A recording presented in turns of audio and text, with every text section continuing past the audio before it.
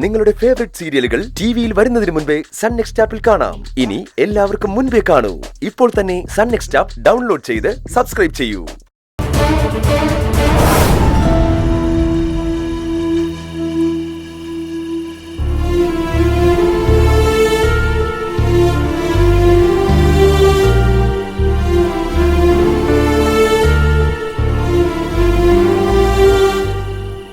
കാക്കോത്തി, നീ എന്താ ഒരുമാതിരി?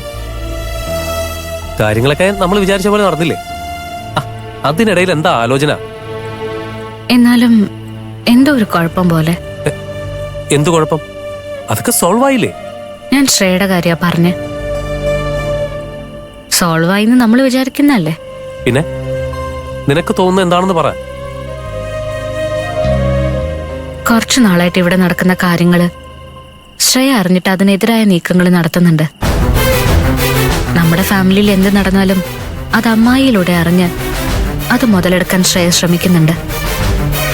ഇപ്പൊ ഇവിടെ നടക്കുന്നതും അമ്മായി പറഞ്ഞ് ശ്രേയ അറിഞ്ഞിട്ടുണ്ടാവും. എന്നിട്ട് ഇപ്പോഴും ശ്രേയയുടെ മൗനം കാണുമ്പോ എനിക്കൊരു സംശയം. ഇനിയൊന്നും ചെയ്യാൻ കഴിയില്ലെന്ന് നമുക്ക് തോന്നിയിട്ടുണ്ടാവും. ഈ കല്യാണത്തെ എതിർത്തത് മറ്റാരെങ്കിലും ആയിരുന്നെങ്കിൽ അവൾ അതിനെ കവർ ചെയ്ത് അവരെ കയ്യിലെടുത്ത് ഈ കല്യാണം നടത്തുമായിരുന്നില്ലേ? പക്ഷേ ഇപ്പൊ വേറെ ആരുമല്ലല്ലോ, അരവിന്ദേട്ടനല്ലേ കല്യാണം വേണ്ടാന്ന് പറഞ്ഞത്. അതാണ് അവളുടെ സൈലൻസിന് കാരണം. അരവിന്ദേട്ടൻ വേണ്ടാന്ന് പറഞ്ഞാ ശ്രേയക്ക് എന്ത് ചെയ്യാൻ പറ്റും? എനിക്കങ്ങനെ തോന്നുന്നില്ല. ശ്രേയെ കുറച്ചു കാണണ്ട, അവള് വെറുതെ ഇരിക്കില്ല.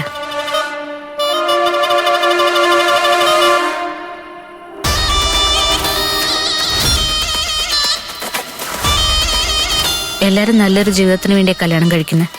പക്ഷെ ശ്രേയ നമ്മൾ നന്നായി ജീവിക്കാൻ പാടില്ലെന്ന ഉദ്ദേശത്തോടെ അരവിന്ദേട്ടനെ കല്യാണം കഴിക്കാൻ നോക്കിയത്.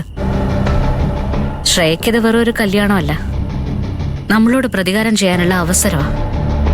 അതുകൊണ്ടാണ് ഞാൻ പറഞ്ഞത് ശ്രേയ വെറുതെ ഇരിക്കില്ലെന്ന്. അവൾ ഇപ്പൊ തന്നെ ആലോചിക്കുന്നുണ്ടാവും ഈ പ്രതിസന്ധിയെ എങ്ങനെ മറികടക്കാമെന്ന്. എന്നുവെച്ചാ ഒന്നും അവസാനിച്ചിട്ടില്ല, ഇനിയും ഇത് തുടരുന്നാണോ? എനിക്കങ്ങനെ തോന്നുന്നത്. ശ്രേയുടെ സൈലൻസ് എനിക്ക് സംശയം എന്ന് പറഞ്ഞില്ലേ? നിനക്കത് തോന്നുന്നതാ കാക്കോത്തി. ലാലേട്ടന്റെ സിനിമയിൽ പറയുന്ന പോലെ പുലി പതുങ്ങുന്നത് പേടിച്ചിട്ടല്ല, അത് കൊതിക്കാനാ. എന്ന പോലെ ആയിക്കോട്ടെ ശ്രേയുടെ കാര്യവും. കുതിച്ചിട്ട് കാര്യമില്ല, ഒതുങ്ങിയിരിക്കുന്നതാ നല്ലതെന്ന് ശ്രേയക്ക് തോന്നിയിട്ടുണ്ടെങ്കിലോ? രണ്ടിലേതാണെന്ന് കണ്ടറിയേണ്ടി വരുമോ അക്കുച്ചേട്ടാ?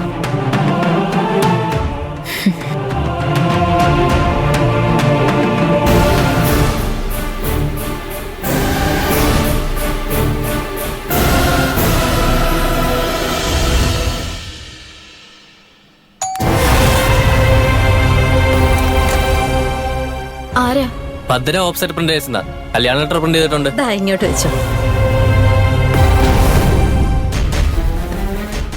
ശരി മാഡം.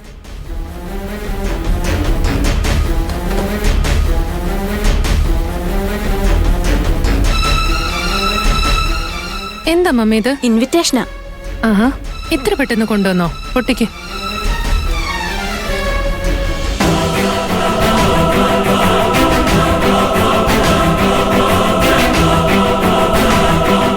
കൊള്ളല്ലോ mummy, standard ലെറ്ററാ. അതെ മോളെ.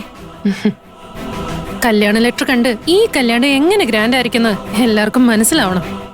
അത് പിന്നെ ശ്രേയ മോളെ, നീ ഇത് എന്ത് വിശ്വസിച്ച് ഇങ്ങനെയൊക്കെ ചെയ്യുന്നേ? എനിക്ക് എന്നോടുള്ള വിശ്വാസം മമ്മി. എന്റെ ഭാഷ മമ്മിക്ക് അറിയാലോ. ഒരു കാര്യം ഓർമ്മയുണ്ടോ? ചെറുപ്പത്തിൽ ഞാൻ സ്കൂള് വിട്ട് മഴ നനഞ്ഞു വന്നപ്പോ എന്നെ മമ്മി വഴക്കു പറഞ്ഞു. അടുത്ത ദിവസവും ഞാൻ മഴ നനഞ്ഞ വീട്ടിൽ വന്നത്. ആദ്യത്തെ ദിവസം കൂടെ എടുക്കാൻ മറന്നോണ്ടാ ഞാൻ മഴ നനഞ്ഞു വന്നത്. എന്നാ രണ്ടാമത്തെ ദിവസം കൂടെ ഉണ്ടായിട്ടും ഞാൻ മഴ നനഞ്ഞ വീട്ടിൽ വന്നത്. മഴയത്ത് ഇറങ്ങുന്നത് എനിക്കിഷ്ടമല്ല. എന്നിട്ട് ഞാൻ മഴ നനഞ്ഞ് വീട്ടിൽ വന്നതിന്റെ കാരണം അറിയോ മമ്മിക്ക്? ആരും എന്നെ ഒരു കാര്യവും അടിച്ചേൽപ്പിക്കാൻ പാടില്ല. ഞാൻ ചെയ്യാൻ പാടില്ലാത്തത് എനിക്ക് തോന്നണം. ഞാനൊരു കാര്യം ചെയ്യാൻ തീരുമാനിച്ചാ അത് ഞാൻ ചെയ്തിരിക്കും. ആര് പറഞ്ഞാലും ഞാനത് കേൾക്കില്ല. ആകാശനെ സ്നേഹിച്ചിരുന്നപ്പോ എനിക്ക് എന്നേക്കാൾ വിശ്വാസം അവനെയായിരുന്നു. അതിനുള്ള ശിക്ഷയായിട്ടാ അവൻ എന്നെ ഇട്ടെറിഞ്ഞു പോയത്. ഇനി ഞാൻ ആരെയും വിശ്വസിക്കില്ല. എനിക്ക് എന്നിൽ തന്നെയാ വിശ്വാസം. മമ്മിക്ക് വിശ്വസിക്കാം. ഞാൻ ഉറപ്പായും ജയിച്ചിരിക്കും. അതെനിക്കറിയാം മോളെ. പക്ഷേ ഇപ്പം നടക്കുന്നതൊക്കെ നമുക്കെതിരല്ലേ? നീ ഒറ്റയ്ക്കാ. എന്നാ അവരെത്ര പേരുണ്ട്? നമ്മുടെ കൂടെ നിന്നിരുന്ന